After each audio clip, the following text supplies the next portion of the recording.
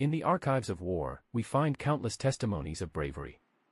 Stories of men who charged machine gun nests, who held impossible lines, who faced death with steady hands and beating hearts. But there's another story. One written in whispered conversations and sleepless nights. These were young men from farms in Iowa, factories in Detroit, fishing villages in Maine. Boys who had never traveled beyond their county lines suddenly found themselves in foreign lands, carrying rifles heavier than their childhood dreams. What if I told you that for millions of soldiers in World War II, there was something they feared more than a bullet to the chest? More than shrapnel tearing through their bodies. More than the final moment when breath leaves the lungs forever. It wasn't the Stuka dive bombers screaming from the sky. It wasn't the thunderous roar of tank treads rolling toward their foxholes. It wasn't even the moment when they realized they might never see home again. The question they never asked their families, the thought that haunted their dreams in those precious few hours of sleep: what happens if they take me alive? This was the fear that made seasoned veterans save their last bullet.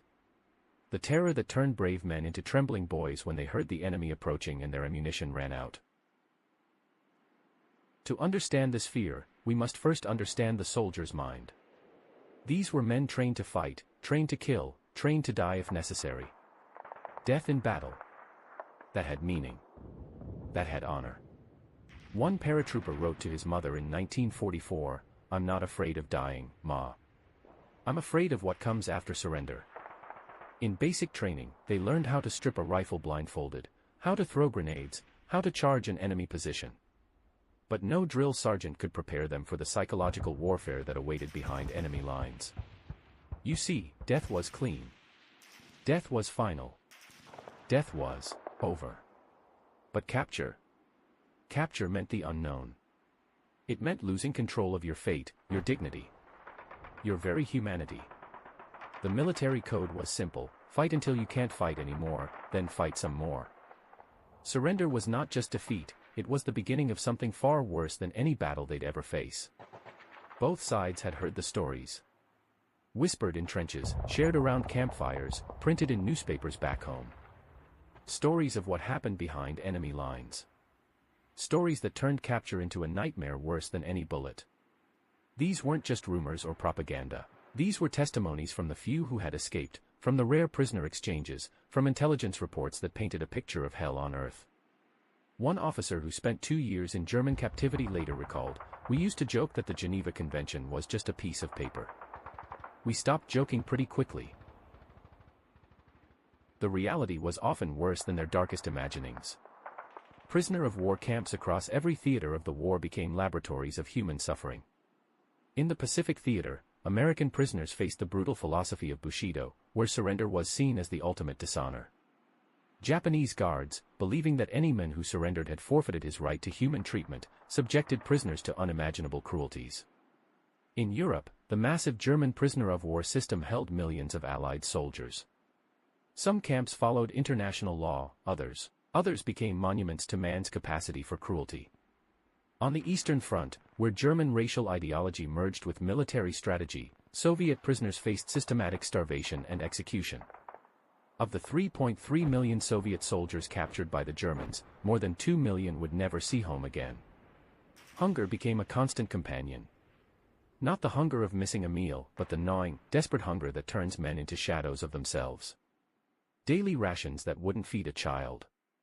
Water that tasted of death. A prisoner captured at Bataan described his first meal as a POW. "They gave us a handful of rice and some water that looked like it came from a swamp. I held it in my hands and realized this might be all the food I'd see for days." Disease spread like wildfire through overcrowded barracks. Dysentery, typhus, pneumonia, beriberi. Men who had survived the beaches of Normandy, the jungles of the Pacific, the frozen hell of the Eastern Front. Dying slowly, forgotten, in wooden huts thousands of miles from home. The medical facilities were non-existent or worse than useless. Doctors without supplies, nurses without bandages, patients without hope. A simple cut could become a death sentence. A fever could last for weeks without treatment. But it wasn't just the physical suffering. It was the systematic destruction of hope. Guards who saw prisoners not as enemy soldiers deserving respect, but as less than human. Daily humiliations designed to break the spirit long before the body gave out. Roll calls that lasted for hours in freezing cold or blazing heat. Forced labor that served no purpose except to break down the prisoner's will to live. Punishments that were designed not just to hurt, but to humiliate. One soldier, captured in the Philippines, later recalled, "They didn't just want to keep us prisoner. They wanted to erase who we were." The guards would take away their names, replacing them with numbers. They would take away their uniforms, their personal belongings, their photographs of loved ones. Piece by piece, they dismantled the identity of every man who walked through those gates. In the quiet moments between roll calls and work details, when guards weren't watching, some prisoners wrote letters. Letters they knew would never be sent. Letters that became their only connection to the men they used to be. "Dear Sarah," wrote one airman from a German camp. "I dream about your Sunday roast every night. I dream about tucking the kids into bed. I dream about being human again." These letters, found decades later in hidden caches throughout former campsites, reveal the true cost of capture. Not just the physical deterioration, but the slow death of the soul. One soldier wrote to his wife, "I try to remember your face, but it gets harder every day. Sometimes I think I'm forgetting how to smile. Sometimes I think I'm forgetting how to feel." The psychological torture was perhaps the cruelest weapon of all. These were men who had defined themselves by action, by purpose, by duty. Now they were powerless. Helpless. Forgotten. They would lie awake at night, wondering if their families knew they were alive. Wondering if anyone was coming for them. Wondering if the war would end before they did. The uncertainty was maddening. No news from the outside world, no idea how the war was progressing, no knowledge of whether their sacrifice had any meaning at all. Some found strength in brotherhood. Small acts of kindness that kept their humanity alive. Sharing a piece of bread when you're starving. Holding a dying friend's hand. Remembering each other's real names when the guards tried to reduce them to numbers.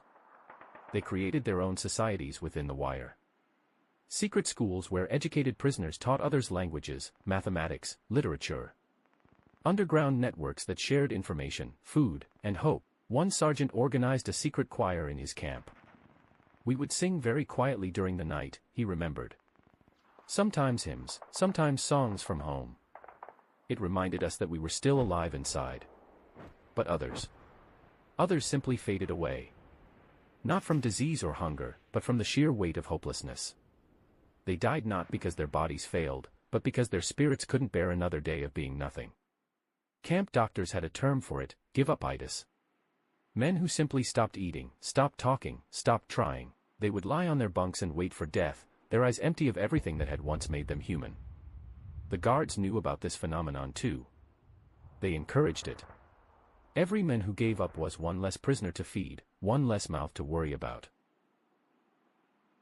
Winter was always the hardest time. In the German camps, temperatures would drop below freezing and stay there for months. Prisoners had only thin blankets and each other's body heat to survive. Frostbite claimed fingers, toes, sometimes entire limbs. Men would wake up to find their bunkmates had frozen to death during the night. The dead would be carried out each morning like cordwood, their bodies stiff and gray. In the Pacific camps, the monsoons brought different horrors.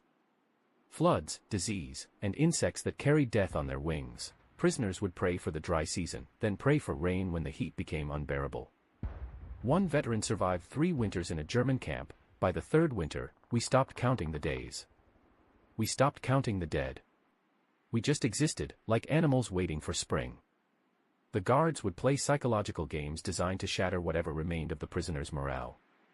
They would announce false news of Allied defeats, claim that America had surrendered, tell prisoners their families had given them up for dead. Sometimes they would select random prisoners for special treatment, interrogations that could last for days, solitary confinement in boxes too small to stand up in, beatings that left no visible marks but broke something inside that could never be repaired.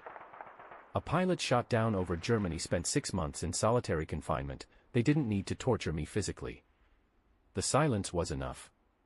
After the first month, I started talking to myself just to remember what my voice sounded like.